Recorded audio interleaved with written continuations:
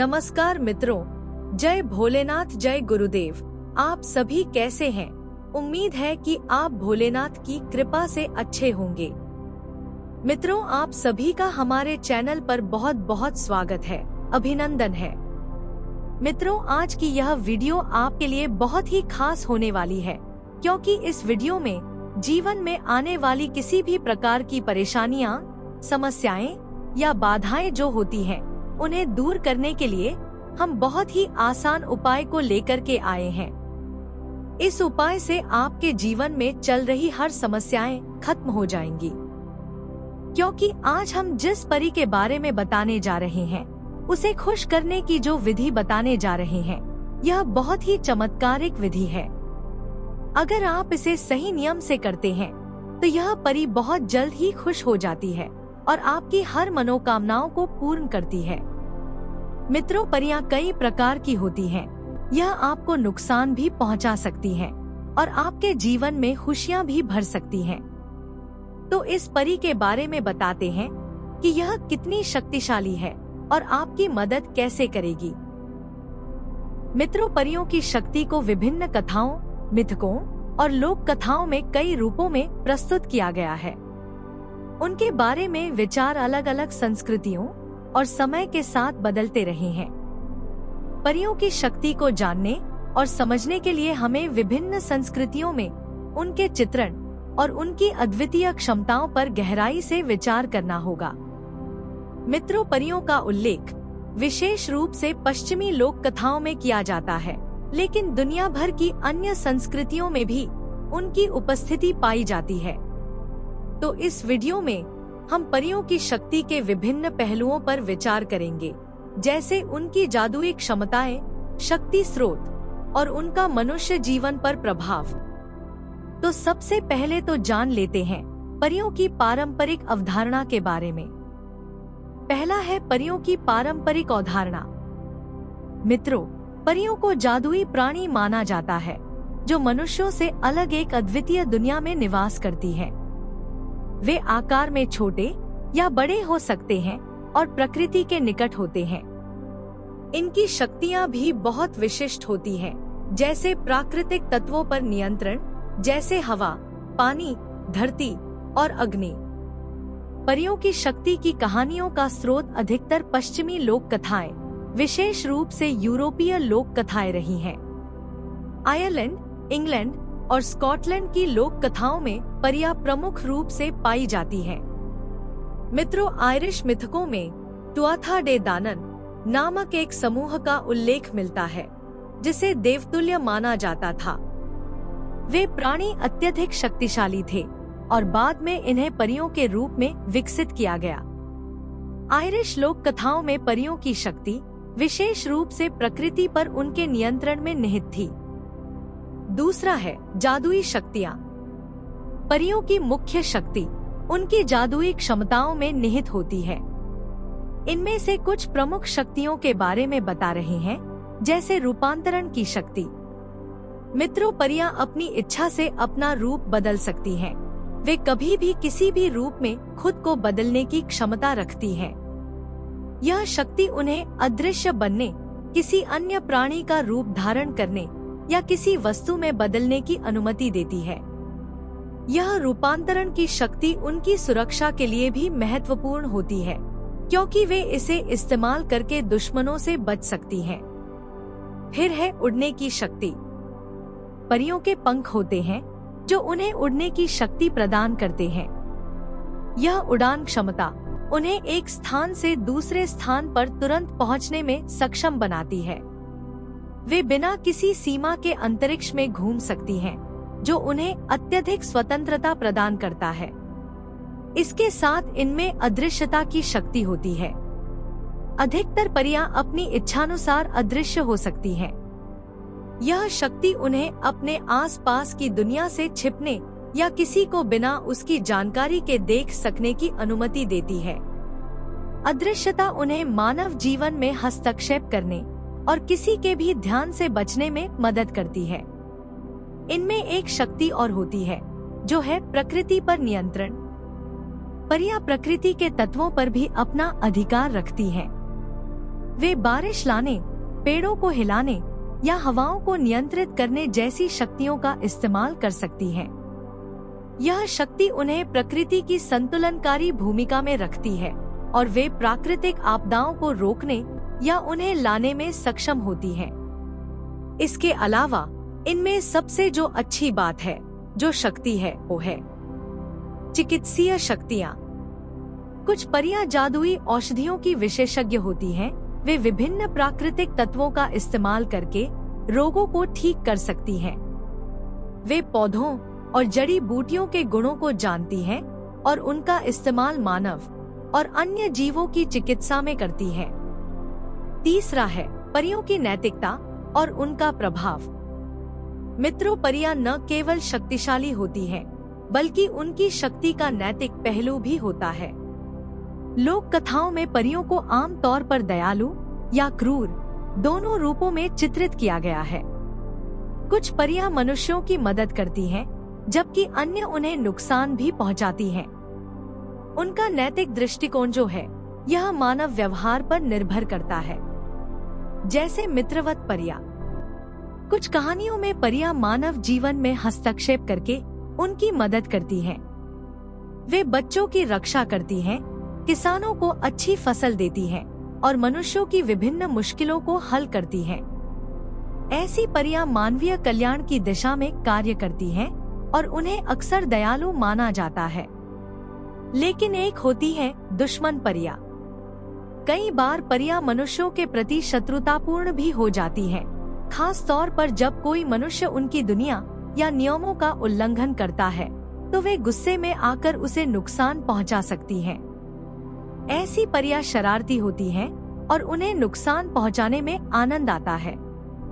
वे किसानों की फसलों को बर्बाद कर सकती हैं, घरों में उपद्रव कर सकती हैं या लोगों को बीमार कर सकती हैं। और एक होती है शरारती परियां। लोक कथाओं में कुछ परियां शरारती मानी जाती हैं।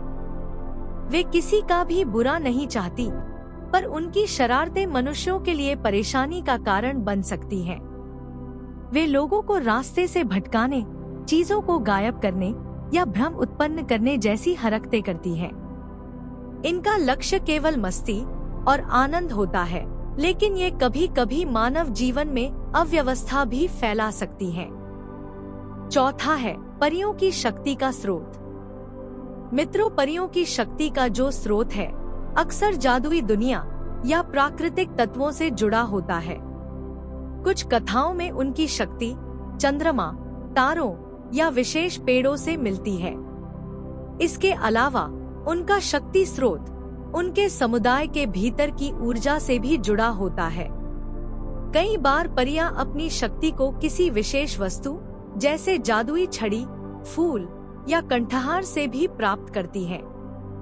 जैसे कई संस्कृतियों में परियों का चंद्रमा और सितारों से गहरा संबंध माना गया है।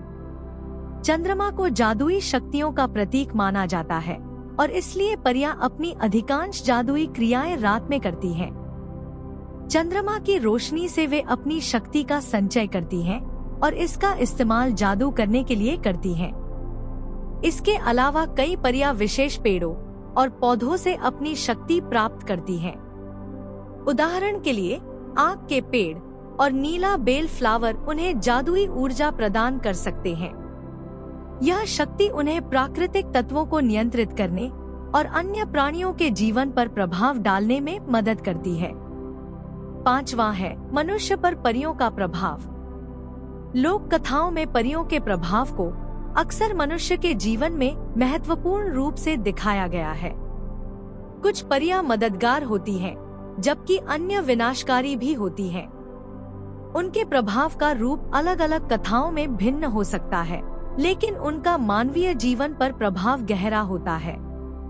कई परियां मनुष्यों को समृद्धि और सौभाग्य का आशीर्वाद देती हैं। वे उन्हें अच्छी फसल, अच्छा स्वास्थ्य और जीवन में सफलता प्रदान करती हैं।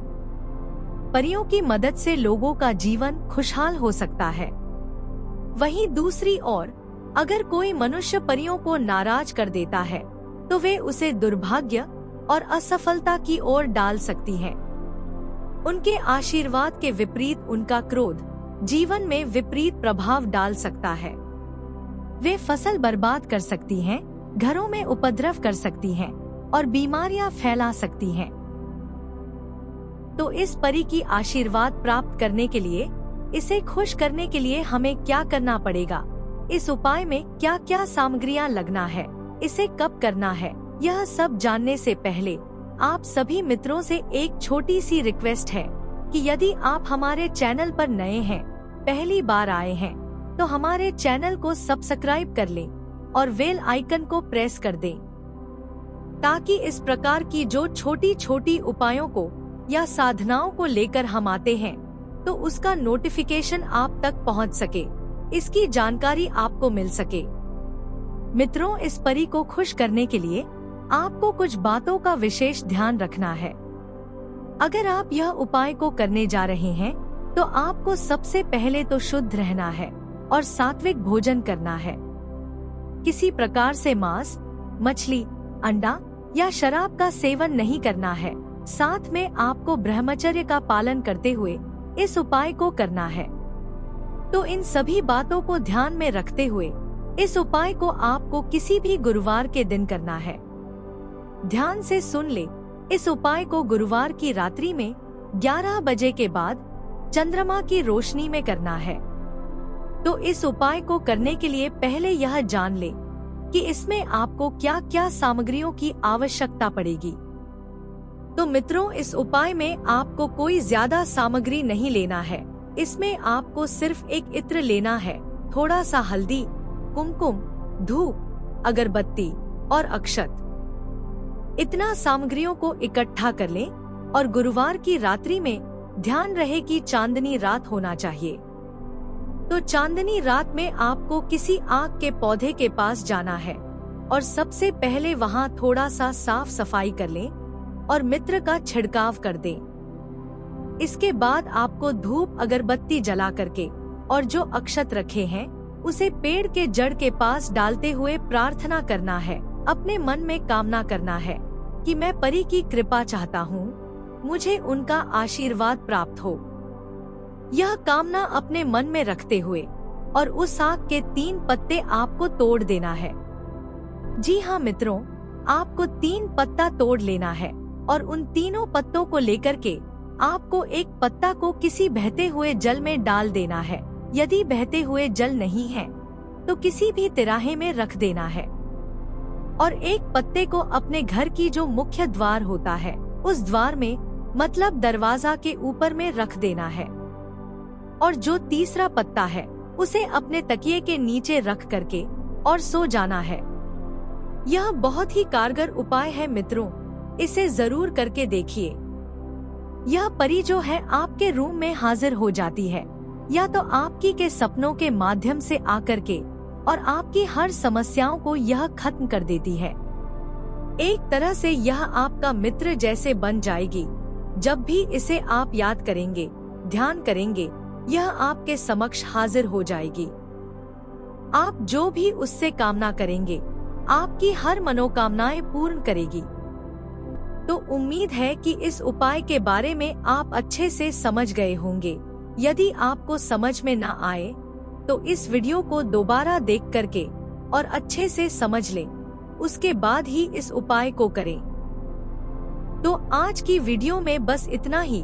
अगर वीडियो अच्छा लगा हो तो इस वीडियो को लाइक करें और हमारे चैनल को सब्सक्राइब करना ना भूलें।